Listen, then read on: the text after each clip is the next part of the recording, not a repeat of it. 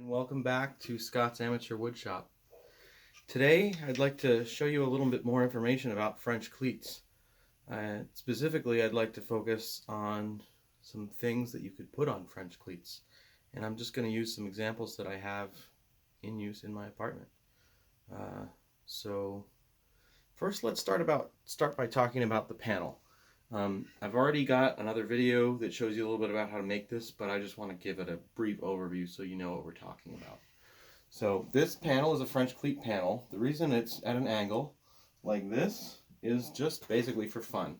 And the other video shows you how to deal with that aspect of it. These strips are French cleats. In cross section, they look like this. So they're like a hook because they have this angle on the top. So if this is the wall, what you do is you bring another thing along that has a cleat upside down on the back, and you hang it on it like so. Does that make sense? Okay.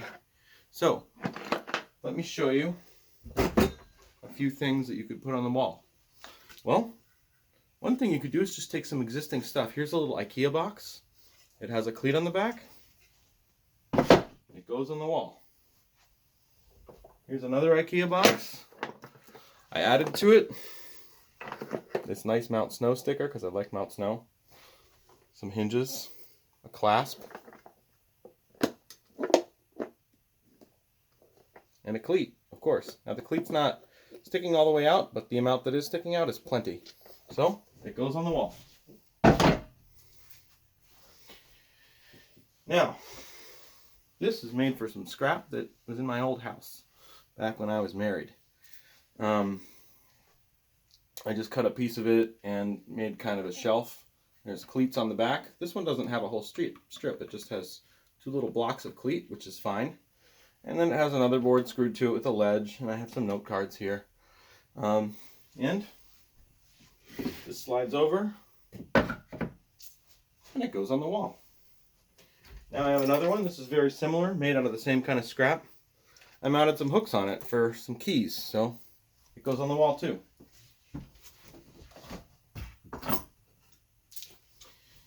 Now, I kind of wanted a desk-like thing to go here, so I'm going to show you something I made that's two panels hinged together with some chains.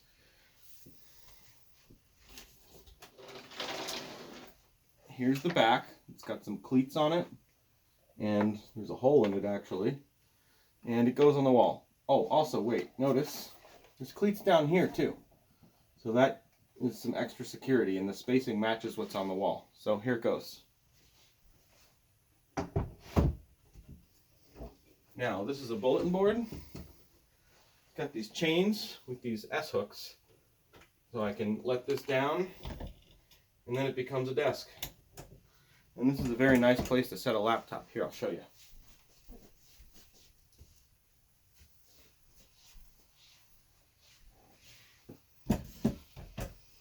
See, there you go. So this is just to show you how it's handy in a small space if you can put things on your wall and easily rearrange them. And if I don't like this layout, I can pick a different one. Check it out.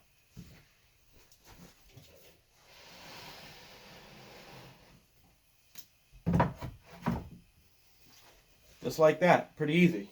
Now I'm going to show you one more thing.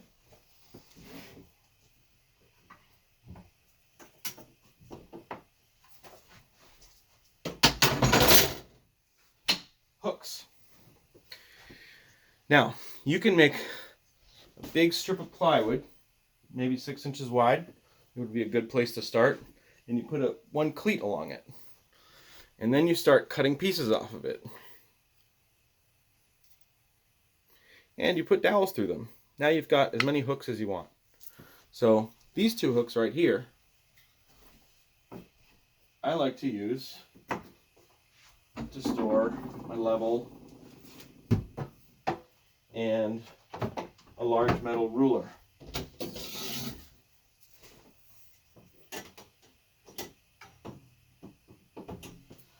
A friend of mine took a 5-gallon bucket from Home Depot and screwed a cleat to the back of that.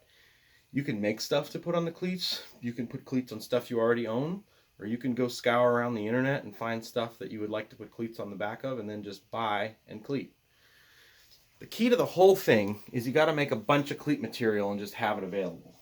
So this stuff that I used is poplar. I found a table saw that I could borrow the use of for a little while. Tilted the blade to, usually you do 40 degrees. I actually did 40 because that particular table saw didn't want to tilt all the way to 45, but 40 is absolutely fine. And you just run it through and you make a lot of it, and you can make a panel or you can cover the whole wall on this stuff, and it's all pretty good. Now I want you to think for a moment about how you might space these evenly if you didn't see the other video. Think about it for 10 seconds. See if you can come up with an answer. I'll be right back.